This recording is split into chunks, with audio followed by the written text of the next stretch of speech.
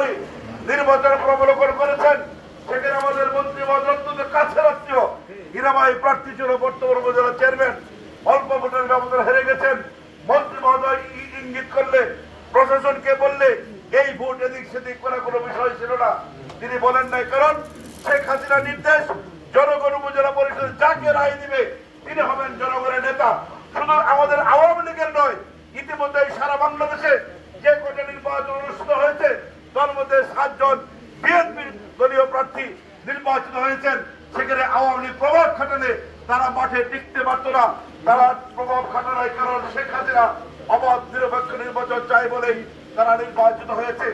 এই ঘটনাও আজকে মানুষ 2 জন প্রার্থীর মধ্যে পার্থক্য নির্ণয় করতে শিখেছে এবং মানুষের মুখে মুখে ছাড়া হয়েছে। মোটর সাইকেল মার্কায় ভোট দেওয়াতে কাতার বন্দী হয়েছে। 2টি কারণ। একটি কারণ, ওই 7 তারিখ নির্বাচনের পরে সারা ঘাটালে মানুষের উপর অত্যাচার, নির্যাতন, জুলুম করা হয়েছে। তার প্রতিবাদ এই 21 তারিখে মানুষ ভোটের মাধ্যমে 7 তারিখে যে ক্ষতি, অপূর্ণ ক্ষতি আমাদের হয়েছে সেইটা পোষাতে চায় এই 21 তারিখ নির্বাচনের মধ্য দিয়ে। আর ওই আরিফ আমার ছোট ভাই যিনি প্রার্থী হচ্ছেন, ধন্যবাদ দেই। ওই ধলাপাড়া বাজারে দেখেন কতগুলো দোকান বরাদ্দ হয়েছে। সরকারের হাট, সরকারের দোকান, লক্ষ লক্ষ টাকা তারা হাতিয়ে নিয়েছে। ওই দোকানগুলো বরাদ্দ দেওয়ার সময় আজকে সেখানে ভোট চায়।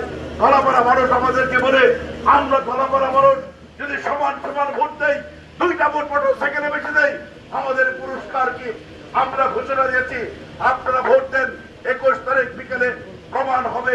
তারা বলেছে আমাদের প্রার্থীর চেয়ে মোটর সাইকেলে প্রার্থীর যোগ্যতা অনেক বেশি এবং বিগত 7 বছরে ঘাটালে মানুষের কাছে তার কর্মকাণ্ড প্রশংসিত হয়েছে বলেই আমাদের অধ্যাপক ডাক্তার কামরুল হাসান খান মহোদয় এই রাতের বেলায় আপনাদেরকে ভোট প্রার্থনা করার জন্য শুভেচ্ছা বিনিময় করে এসেছেন।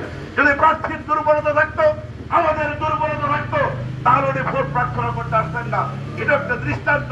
কাজেই ওনাদের পায়ের নিচে আসলে মাটি নাই। হুমকি ধুমকি কখন দেয়? যখন মাঠে ঘুরে দেখে আর লোকজন কাতারবন্দি হচ্ছে না। আরে ভাই, এমপি সাহেব এক জিনিস, আপনি আরেক জিনিস। তার আলোচিত হইতে গেলে অনেক সময়ের ব্যাপার। কাজেই সেই দিন আর নাই। মানুষ যারা গত সংসদ নির্বাচনে অনেকেই ইগল মার্কার ভোট চেয়েছে, চাইতেই পারে কোনো কারণে, তারাও কিন্তু আজকে মোটর সাইকেলের পিছনে কাতারবন্দি হয়েছে। কারণ তারা চায় যোগ্য মানুষ নির্বাচিত করার জন্য। আর সেই কারণেই আপনি নিশ্চিত থাকেন, হুমকি ধমকি দিতেই পারে, দিবেই। বহু হুমকি দিতেছে, আরো হুমকি দেখ। পাকুড়ার কথা আপনাদের জানা নয়, একজন হুমকি দিয়েছিল সমস্যায়, আমরা প্রতিবাদ করেছি। আমাদের নেতারা সর্বোচ্চ পর্যায় থেকে পুলিশ প্রশাসন, অন্যান্য প্রশাসন যারা রয়েছে তাদেরকে জানিয়েছে। গত রাত্রে কিন্তু তিনি বাড়িতেও থাকতে পারে নাই। তিনি তার সর্বোচ্চ থেকে ফোন করেছিলেন, নেতা আমার বাড়ি পুলিশ রেড দিয়েছে, আমি কি করব? তিনি তাকে বলেছেন, আজকে রাত্রে দুটো পালিয়ে থাকো, পরের ব্যবস্থা করতেছি।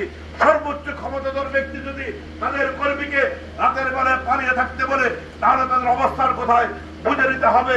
অতএব নিজের মাটিতে কুকুরেও ঘেউ ঘেউ করে, এইটা আপনাদের মাটি, সত্য হয়ে দাঁড়ান। প্রতিবাদ করলে এখানে আপনাদেরকে হুমকি দেওয়া সাহস পাবে না। আমরা 21 তারিখ ভোটে হেরে গেলেই 5 তারিখে ঘাটালে পিটাপাটি বেঁচে ঘাটাল দিকে হারিয়ে যাবো না, ঘাটাল দিকে পালিয়ে যাবো না। আমাদের যাবার জায়গা নেই।